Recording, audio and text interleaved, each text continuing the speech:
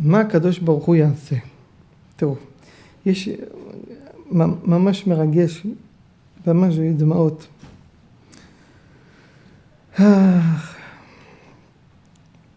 כתוב בספר שמות, בפרק כ"ב פסוק ה', כי תצא אש ומצא קוצים, ונחל הגדיש או הקמה או השדה, שלם ישלם המעביר את הבארה. נכון? ישלם שלם מעביר את הבארה. עכשיו, הגמרא במסכת בבא קמא, בדף ס' עמוד ב', דורשת על זה, אמר הקדוש ברוך הוא, אני העברתי אש בציון, אני אשלם את האש, אני אשלם את הבארה, שנאמר שלם ישלם המעביר את הבארה. ואז הוא אומר מה שכתוב בזכריה בפרק ב' פסוק ט', ואני אהיה לך חומת אש סביב ולכבוד אהיה בתוכה, ואני אהיה לך חומת אש סביב ולכבוד, הקדוש ברוך הוא אומר אני אהיה לך חומת אש סביב, אז אנחנו אומרים ביניכם כי באש אתה הצעת ואתה איש אתה עתיד לבנותה. אז הקדוש ברוך הוא אומר, תראו מה זה.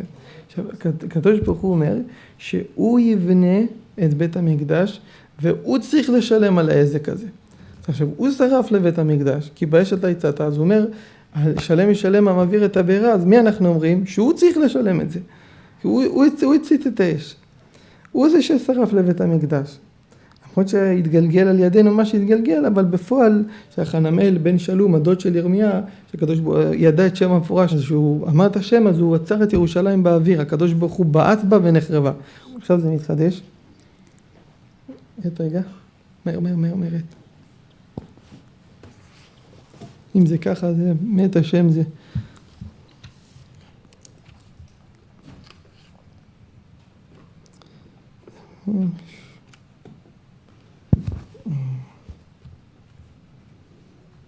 בוא נראה.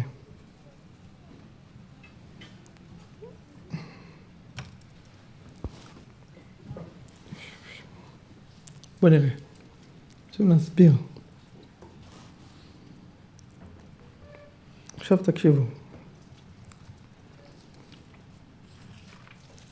ברגע שהקדוש ברוך הוא יגאל אותנו ויביא לנו בחינה של רחמים, שנזכה לחן וחסד בעיני השם, אז הקדוש ברוך הוא יגאל אותנו, יש שתי צדדים של גאולה, כמו שאנחנו יודעים, או צד של עבד, או צד של בן. כאילו, צד אחד, או עבד או בן, או ככה או ככה. או שנזכה למשיח שיהיה בבחינת של עבד, או שנזכה למשיח שיהיה בבחינה של בן. אם משיח יהיה בבחינת עבד, אז אנחנו יודעים שהגאולה צריכה לבוא בדין. אם משיח יבוא בבחינה של בן, אז הקדוש ברוך הוא יגאל אותנו ברחמים. כאילו זה שתי בחינות שונות, או בעבד או בבן. עכשיו מה שכתוב לעבד ימכר יוסף, זה לעשות עכשיו, יוסף היה מלך. זאת אומרת הגאולה היא מה הייתה? ברחמים. כי יוסף היה מלך, אז בא משה רבנו, כי אחרי יוסף הצדיק מי הגיע? משה רבנו.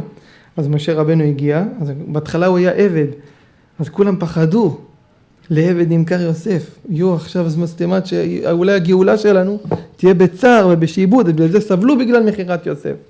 בגלל זה סבלו. בגלל הפחד הזה, שיוסף נמכר עינו בקבר לרגלו, שיוסף עכשיו הוא בעבד. אז כולם מפחדים, פחד ואימה, יוסף נמכר לעבד.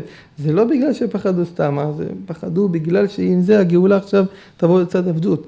אבל ברגע שיוסף נהיה מלך, אז הבינו שהגאולה תהיה מצד בן, שזה מדרגה גדולה יותר.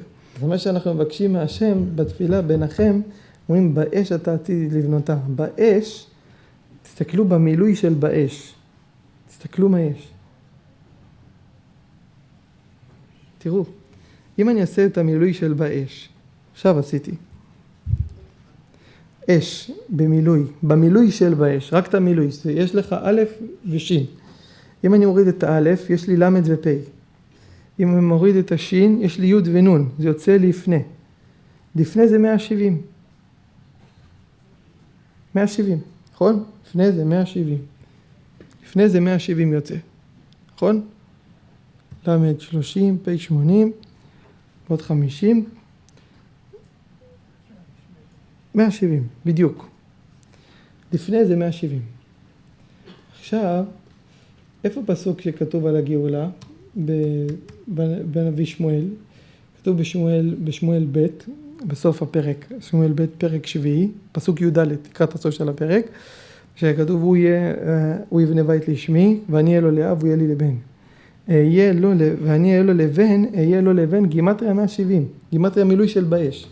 שהקדוש ברוך הוא יצא איתנו בגלות הזאת לדרגה של בן ולא עבד. חידוש עכשיו, תראי, משהו מבט. ראית איזה חידוש? תראה איזה חידוש.